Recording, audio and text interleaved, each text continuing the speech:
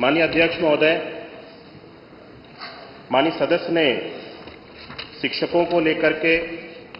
सबसे पहले जो सवाल पूछा है उस संबंध में मुझे जानकारी देनी है। आपके माध्यम से सदन को अवगत कराना है कि जो हमारे वर्तमान में जो हमारी छात्रों की संख्या है, उन छात्रों की संख्या को देखते हुए जो हमारे पास में शिक्षक हैं, मैं इसमें शिक्षकों को ही केवल सम्मिलित कर रहा हूं, सहायक अध्यापकों को इसको जो हमारा छात्रों का और जो पीटीआर होता है छात्रों का और शिक्षक का जो रेशियो है, वर्तमान की छात्र संख्या को देखते हुए और वर्तमान के हमारी शिक्षकों की संख्या को देखते हुए हम 1:30 होना चाहिए, जो कि प्राइमरी स्कूल्स में उसको हम लोग पूरा करते हैं। और शिक्षा मित्रों को अगर हम इसमें सम्मिलित करते हैं तो शिक्षा मित्रों को इसमें सम्मिलित करते हुए 1:22 का रेशियो हम पूरे प्रदेश में अपने छात्रों के अनुपात में शिक्षकों को जो संख्या है उसके बराबर हम इसको पूरा कर पाते हैं। तो मुझे वर्तमान में अभी जब शिक्षकों की आवश्यकता उत्तर प्रदेश सरकार को अपनी छात्रों को संख्या को देखते हुए हुई, तो हमारी सरकार के समय में ऐसे समय समय पे अलग अलग भर्तियों के माध्यम से भी शिक्षकों की नियुक्ति की गई है। मैं सदन को आपके माध्यम से अवगत कराना चाहता हूं कि 2018 में 12,460 सहायक अध्यापक प्राथमिक भर्ती की प्रथम चरण में 5,948 शिक्षकों को नियुक्त किया गया था। 2018 में 68,500 सहायक अध्यापक भर्ती में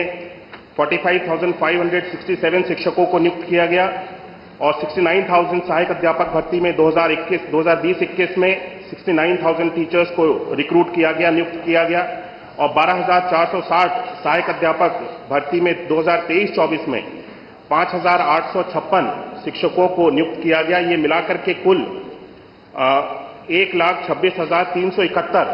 शिक्षकों को हमारी सरकार के समय में नियुक्ति दी गई है।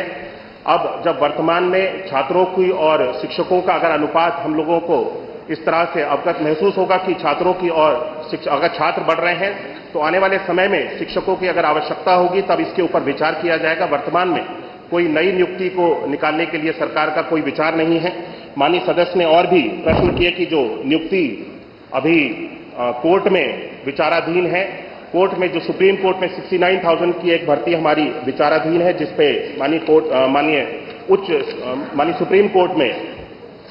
सर्वोच्च न्यायालय में जिसका केस चल रहा है, उसकी लिए हमारी सरकार की ओर से पूर्ण रूप से पहल की जा रही है। जो भी हमारी सरकार का उसमें योगदान हो सकता है, हम स्वयं चाहते हैं कि शिक्षकों की ये जो भर्ती की प्रक्रिया है इसको जल्द से जल्द समाप्त किया जाए और सरकार की ओर से इसमें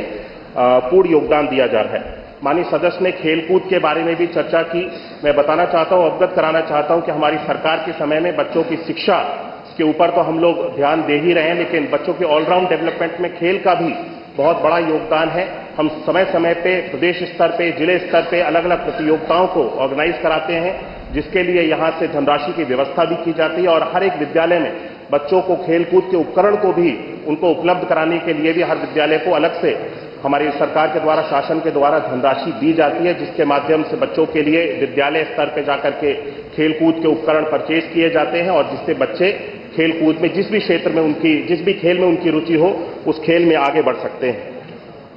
माननीय सदस्य ने यह भी प्रश्न उठाया कि हमारी सरकार के समय में विद्यालयों को बंद करने का कार्य किया जा रहा है। मैं याद दिलाना चाहता हूं कि 2017 से पहले उत्तर प्रदेश में परिषदीय विद्यालयों की जो स्थिति थी वो किस तरह की स्थिति थी। बच्चों को